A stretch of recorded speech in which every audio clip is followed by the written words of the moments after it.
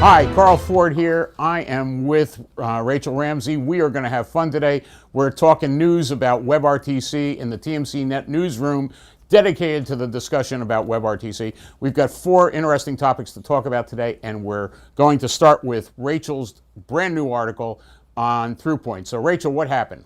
So ThroughPoint announced today that they are splitting their legacy and their product. They're splitting their business into Cafe X Communications. So Cafe X Communications is going to focus entirely on customer experience management and really using WebRTC as an extended way for contact centers and organizations to interact with customers.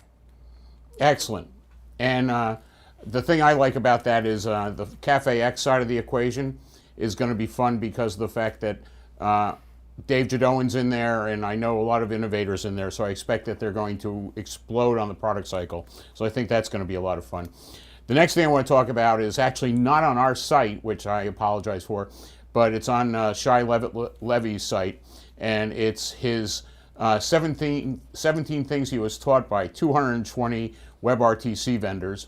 And of course, if you want to see all the WebRTC vendors, you should come to WebRTC World. But independent of that, I thought there were 2 interesting points, Rachel.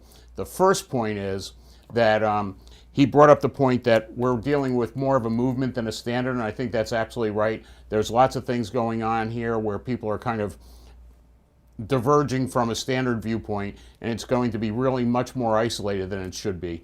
So that scares me a bit. And then the second thing he said is that the web is not video conferencing, and the big story there is there's so many more things you can do other than just having, this kind of video conferencing thing going on, that what we should be talking about is how the web kind of changes that. And I think we're going to discuss that in a little bit later. So that was that piece.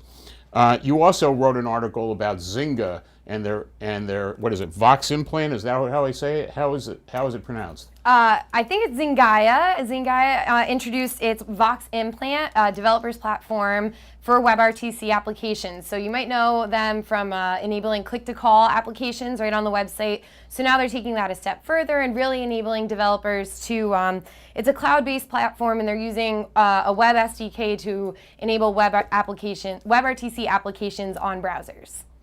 Cool. And I think the big question we got to deal with here is, I keep looking and saying to myself, well, Google's kind of leading the charge here. They're the, 800-pound gorilla in this space.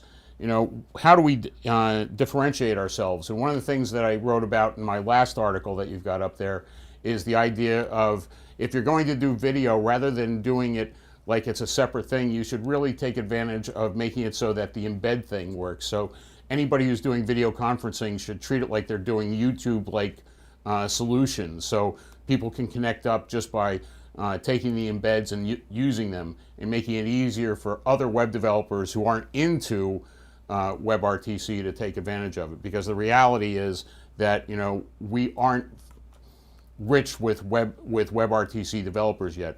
Now, if you read Alan and Dan's book, you will be, but you probably don't have their book yet. So, but you can go get it, and you can learn from them.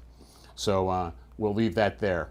So that's about it for me. I think I wanted to have the general discussion with you about, do you see a lot of differentiation? How do we make it so that the guys who are unique really kind of show themselves? And I'm hoping one of the ways we do is that they'll reach out to you, Rachel, and kind of highlight themselves, because now you are, in effect, our WebRTC go-to person right now. So I want to thank you for that.